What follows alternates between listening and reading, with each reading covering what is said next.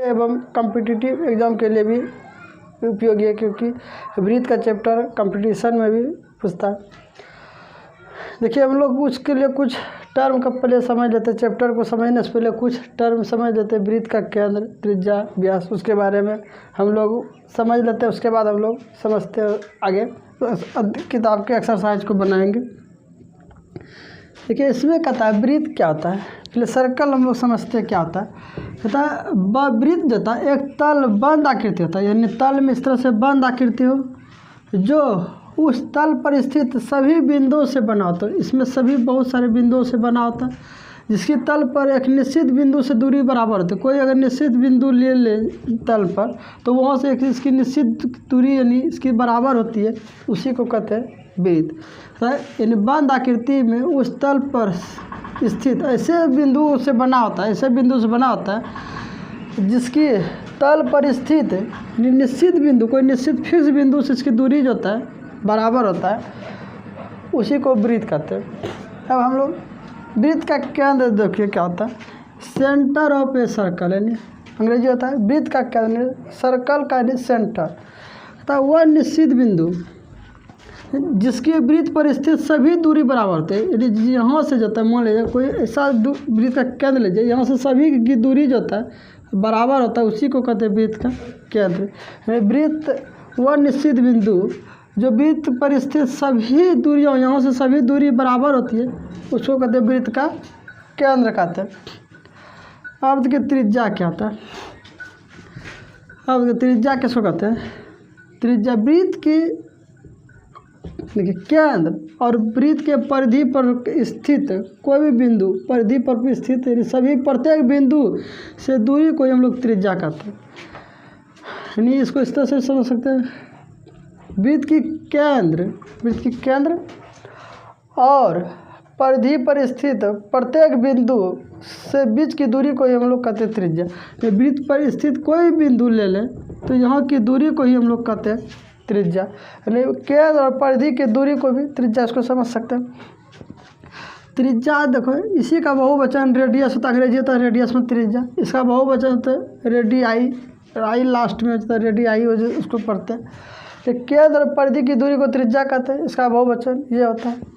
यानी केंद्र और त्रिज्या, यानी केंद्र और परिधि पर स्थित बिंदु जो इससे की दूरी समान होते हैं, उसी को कहते हैं त्रिज्या। अब देखो व्यास समझते हैं। व्यास देखिए किसको कहते हैं। कहता है वृत्त का व्यास होता है, वृत्त मान लिया जाए वृत्त है, कहता है वृत्त यानी ये समझ लीजिए। कहता है व्यास देखो, वृत्त के दो बिंदुओं को मिलाने वाले रेखाखंड को वृत्त का व्यास कहते हैं, लेकिन वो केंद्र से ही होकर जाए तभी कहलाएगा। अगर वृत्त के दो बिंदुओं को मिलाने वाली रेखाखंड को जो केंद्र से होकर जाए, मान लीजिए कोई केंद्र से होकर जाए, दो बिंदु से भी मिलना चाहिए वृत्त के, और वो केंद्र से ही होकर जाए, उसी को कहेंगे व्यास। व्यास जो हो गया, नहीं यहाँ से यहाँ तक का त्रिज्या होता था, यहाँ से यहाँ तक, यानी ये दो त्रिज्या मिलकर बनता है व्यास। इसीलिए इसका सूत्र होता है व्यास बराबर 2 गुना त्रिज्या। व्यास का अंग्रेजी होता है डायमीटर, 2 गुना रेडियस यानी 2 गुना त्रिज्या। डायटीज, इसको डायटीज ले सकते हैं डी बराबर, अर्थात यानी डी बराबर 2 गुना त्रिज्या।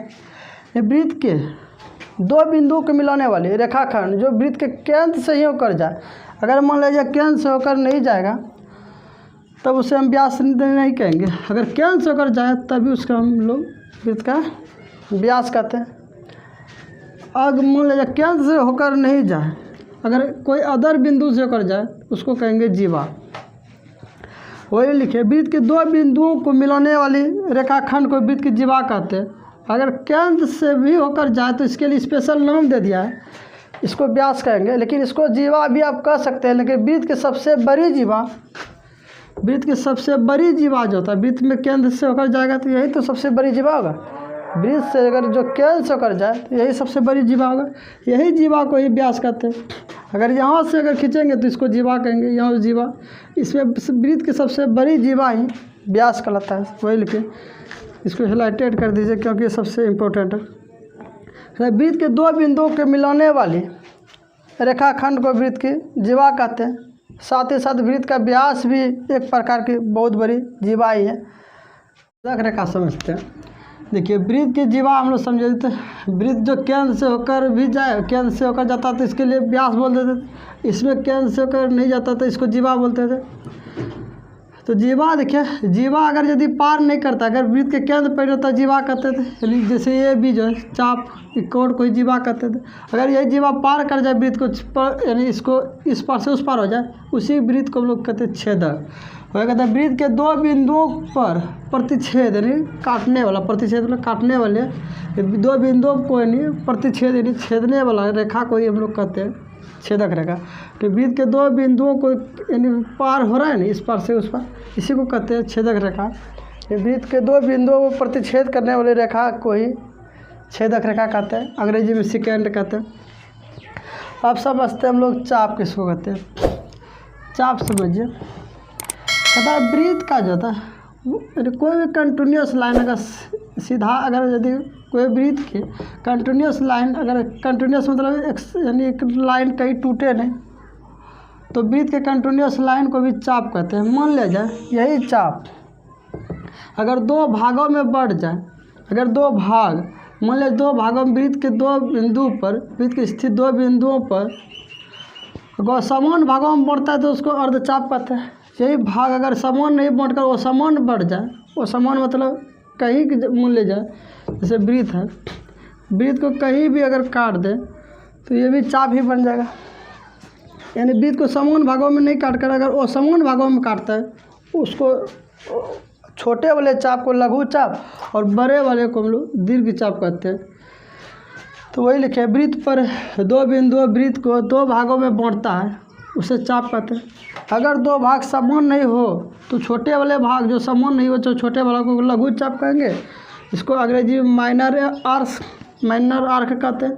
और बड़े वाले भाग को दीर्घ चाप, यानी बड़े वाले भाग को कहते हैं दीर्घ चाप, यानी मेजर आर्क कहते हैं। यानी बड़े वाले चाप को दीर्घ आर्क कहते हैं। जैसे आप देखिए यहाँ चित्र में देखा है ACB जो है, ACB चित्र में जाता है। इस चाप को हम लोग वृत्त के, ये भी एक वृत्त के एक चाप है। ACB को हम लोग इसको इस तरह से शॉर्ट में लिखेंगे। अगर AB के रूप में लिखे तो इसको लघु चाप कहेंगे। इसी को अगर BA के रूप में लिखे, यानी बड़ी इस तरह से बड़ा भुजा के रूप में, तो बड़ी रूप में इस तरह से, तो BA को इस तरह से लिखेंगे तो हम इसको कहेंगे दीर्घ चाप। इसको शॉर्ट में इस तरह से भी चित्र में दिखाएंगे। APB, जैसे APB को हम लोग कहेंगे दीर्घ चाप। इसी को इस तरह से लिखेंगे BA से। अगर इसको छोटी से दर्शन होगा तो इधर से AB लिखेंगे, अगर बड़ी को दर्शन होगा दीर्घ चाप को तो BA लिखेंगे। तो वही लिखे, चित्र में APB वृत्त के चाप है, इसे BA से सूचित करते हैं, इसे BA से सूचित किया जाता है। इसे दीर्घ चाप कहते हैं, BA से सूचित किया जाता है, दीर्घ चाप कहते हैं। वही लिख दिए। सेमी सर्कल देखिए, कहता है वृत्त के दो चाप अगर बराबर हो जाए, दो चाप अगर बराबर हो जाए, मान लीजिए ये वृत्त है, वृत्त को अगर दो समान चाप बराबर भागों में बांटे तो प्रत्येक भाग जाता है अर्धवृत्त कहलाता है। यानी प्रत्येक भाग अगर समान भागों में बांटता है, इसी को कहते हैं अर्धवृत्त। मान लीजिए केंद्र, ये केंद्र O है, एक केंद्र O है। मान लीजिए AB जो है, मान लीजिए AC AP बिंदु, मान लिए APB, जैसे APB को भी अर्धवृत्त कहेंगे। मान लीजिए यहाँ D ले लेते हैं, ADB भी जो होता है अर्धवृत्त है। तो केंद्र O वाले ADP भी अर्धवृत्त है और APB भी अर्धवृत्त है। इसी को हम लोग अर्धवृत्त कर देंगे और ADB को अर्धवृत्त कर देंगे। केंद्रीय कोण अब पढ़ते हैं। केंद्रीय कोण देखिए क्या कहता है, वृत्त के केंद्र पर, वृत्त के केंद्र हो गया पर वृत्त के जीवा द्वारा बना कोण को केंद्रीय कोण कहते हैं।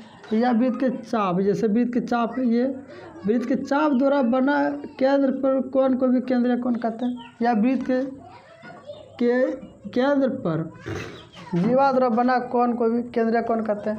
जैसे AOB जो है, यह कोण को ही केंद्रीय कोण कहते हैं। इसके AOB के कोण को केंद्रीय कोण कहेंगे।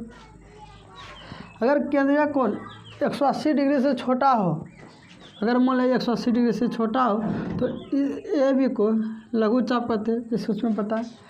और बी ए को, जैसे इधर से चलेंगे, बी ए को दीर्घ चाप कहेंगे। ये हमेशा 180 डिग्री से बड़ा और 360 डिग्री से छोटे होते हैं। जो 180 डिग्री से बड़ा और 360 से छोटा होता है उसको दीर्घ चाप कहेंगे, और जो 180 डिग्री छोटे चाप को लघु चाप कहेंगे। अब हम लोग समझते हैं दीर्घ त्रिज्यखंड। देखिए अब क्या होता है, यानी त्रिज्यखंड समझते हैं।